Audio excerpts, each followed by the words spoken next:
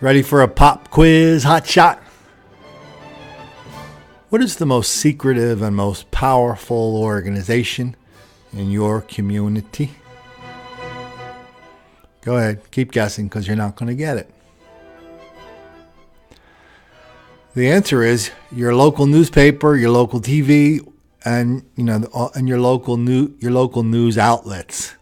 I mean, every day they're just sitting there telling us this, and this. But what do we know about them? What do we know about the anchors? Do they go to church? Do they like people who go to church or not like people who go to church? What about the manager? What about the news directors or the people who put the stuff on the air? What about the people that own the station? What's up with them? It's all secretive. They know everything about us. We don't know anything about them. And whenever there are secrets, you get lots of crazy things happening, and people develop crazy ideas about how stories really come to be. Well, every once in a while, and this also applies to national media, but every once in a while, a secret kind of slips out. Does anybody remember watching? I mean, I'm sure a lot of you did. During the Ferguson riots, did you think any one particular station, one particular network was worse than any other one? Well, I always used to think, no surprise, I used to think NBC and the MSNBC crowd, they were down with the cause and their reporting showed it. And they always gave you the impression that, damn it, you wish they could get their shift done because they want to be out there marching with the folks and the fellas and tossing rocks and bottles and bricks. I mean, I forget his name. We've used this guy in many times in these videos. He's the guy we quote. I think he might have even invented it. The term largely peaceful riots at Ferguson. So there'll be people like burning down an entire city block, and this guy will come on, talk about what's going on, and he talks about the demonstration, the riots as being largely peaceful. I saw that guy, a black guy, on TV at least 10 times before I knew who he was. And each 10 times I thought he was just the local spokesperson for one of the local angry black groups that were congregating there. He was a reporter for NBC. And every time you saw him, he was basically picking up the lingo and the tone of the demonstrators and just repeating it verbatim on the air. Oh, and by the way, we basically found out everything he told us, everything they all told us during that was a lie. Even the Washington Post had to admit hands up, don't shoot was a lie. The whole thing. One big fat lie. Still waiting for the apology, NBC. But something happened this week that gave us just a little glimpse as to how these stories got on the air. How NBC and why NBC took that kind of tone with all this violence, and why they were in such denial, deceit, and delusion with all their coverage of Ferguson and Trayvon and other people. And I got it from the New York Post. So the New York Post opened up with this week with a little story about Larry O'Donnell. Larry O'Donnell saying, hey, I might not be back next, my contract might expire, so sorry, people, and then you're all going to miss me. And everybody's reaction was, who's that dude? But then way down at the bottom, talked about another one of our buddies on this channel, Melissa Harris Perry. The first time we came across here on this channel, we were recreating a conversation she was having with a reporter who just got back from Egypt, where she was imprisoned and they broke her arms. And they had a professor from Harvard of Islamic studies, and they were both kind of ganging up on this reporter and saying that, why are you reporting all this bad stuff about Islamic people?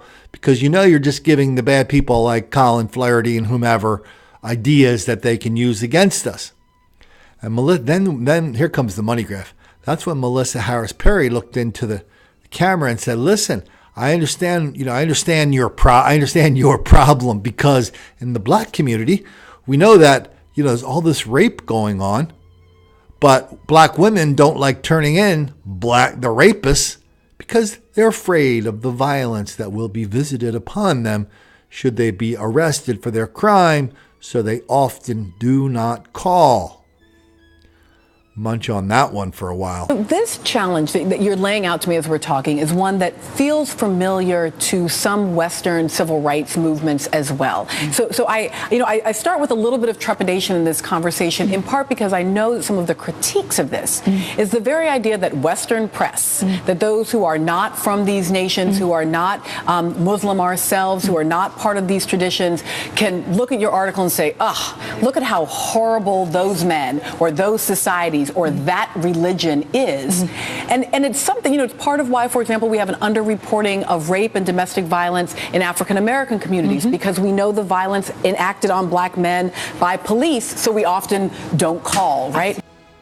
Anyway, Melissa's back in the news this week because this is how I found out. So we talk about the National Association of Black Journalists here, right? I mean, these guys are in the tank, 100% in the tank, 100% of the time. I mean, when Trayvon Martin's parents went to their convention, it was a standing room only, standing ovation.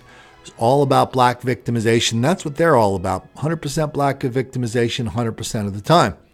They're giving an award to an NBC executive, one of the people overseeing the Ferguson coverage. They're giving a Lifetime Achievement Award, saying she was the first one to recognize the importance of Black Lives Matter.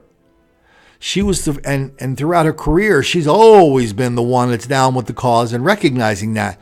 So when Melissa Harris Perry, she got fired a year or so ago because she thought she was the queen of all black reporters in America, and it turns out that she wasn't. And so she kind of like walked off and took NBC approximately 2.6 seconds to fill her slot. Anyway, she got mad at this woman and the National Association of Black Journalists because she said, listen, that woman, she didn't do anything. And she all she did was hurt the career of black journalists, then hide behind a bunch of white guys at NBC while she was doing it.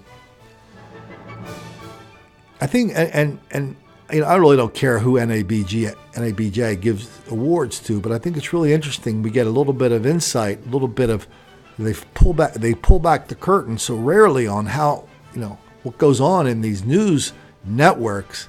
We finally got one to not only admit, to come out and do the Rocky dance because how proud they are.